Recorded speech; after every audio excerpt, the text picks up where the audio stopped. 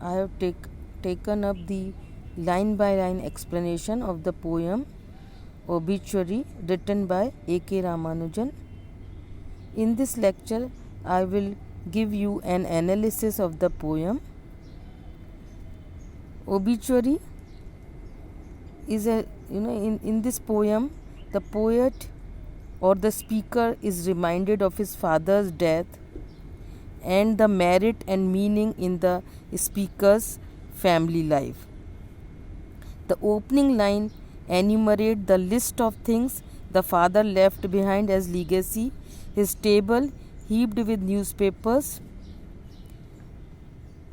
full of dust, dads and daughters. The speaker, carps that the father left them only with trials and tribulations. The newspapers are just stale pieces of past news, and the father of his own has not contributed much in terms of creativity or productivity.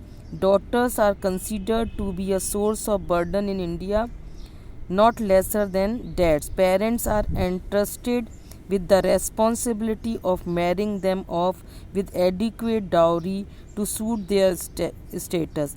In a conversational tone reminiscent of Philip Larkin, he talks about the grandson named after the father who had the incorrigible habit of urinating in bed.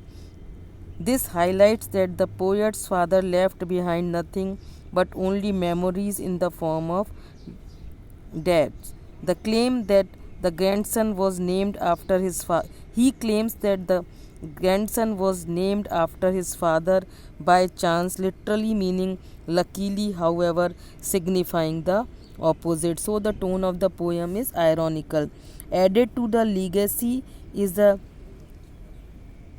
house which is in a very tattered condition.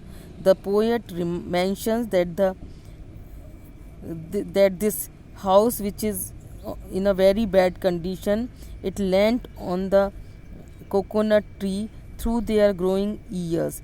The deterioration in their quality of life is apparent from the metaphor of the house. Furthermore, it may also signify that the family had to live a parasitic life, borrowing from others the way the house leans on the coconut tree.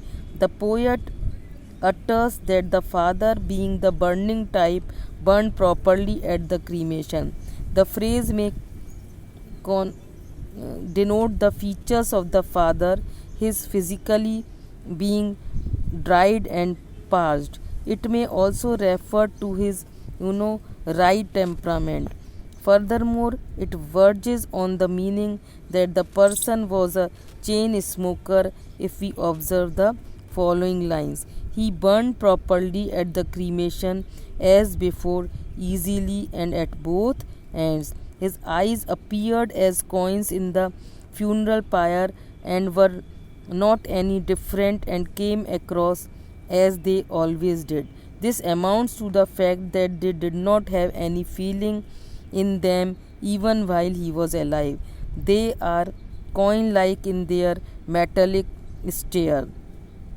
Again, a person's eyeballs reflect whatever he looks at. Perhaps the speaker indicated that his father's eyes were always on money. He always left some half burnt spinal discs that were half burnt that the priest advised the he also left some half burnt spinal discs that were half burnt that the priest advised the children to pick gingerly or carefully and immerse in the river, the confluence of the three rivers where the bones of the dead are immersed as per the Hindu rites.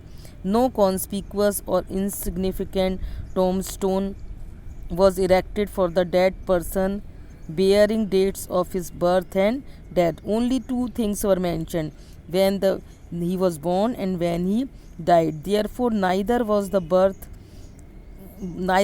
his birth of much consequence, nor was his death. He is deemed so incapable that even his birth is a Caesarean one, for which he did not have to put in much effort. His death also came easily to him in the form of heart failure at the fruit market. All he gained in his life worth mentioning is that he managed to get 2 lines of obituary inserted in some newspaper in Madras. So the speaker is being ironical that the only thing that he could achieve in his life were just the dates when he was born and when he died, and his achievement was that he could manage to get those 2 lines of obituary written in some newspaper in Madras. The paper was sold to hawker, who in turn sold it to a grocer from whom the poet occasionally bought provisions. This underlines the triviality of whatever the father has achieved. The poet states that earlier on he used to read the papers which had groceries like salt and jaggery wrapped up in it. However, nowadays he does it for the reason that someday he may succeed in finding those lines relating to his father's obituary. Thus, the poet attempts to discover some meaning of his father's existence in his life. This is the significance of the quest in the end. So, he is obituary. The tone of the poem is ironical, where the speaker says that his father did not do anything significant in his life except the two events in his life which is common to all, that a person is born on a certain date and he dies on a certain date. And so he said the tone is throughout flippant and ironical. And you read the poem and then write a critical appreciation of the poem. Thank you.